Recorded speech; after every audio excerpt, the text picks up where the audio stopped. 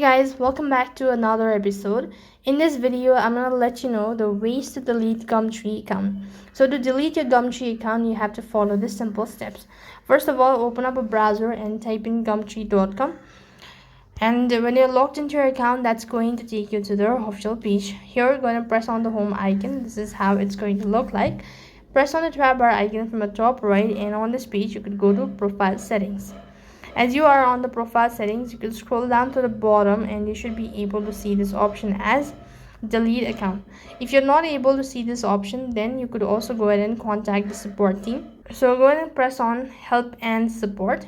Here you could go ahead and locate delete my account. Click on the search box and this is going to take you to this field where you can see how you are able to delete your account. So in order to delete your account, you could go ahead and contact the customer care team, and then you should be able to follow the instructions on how you can actually delete account.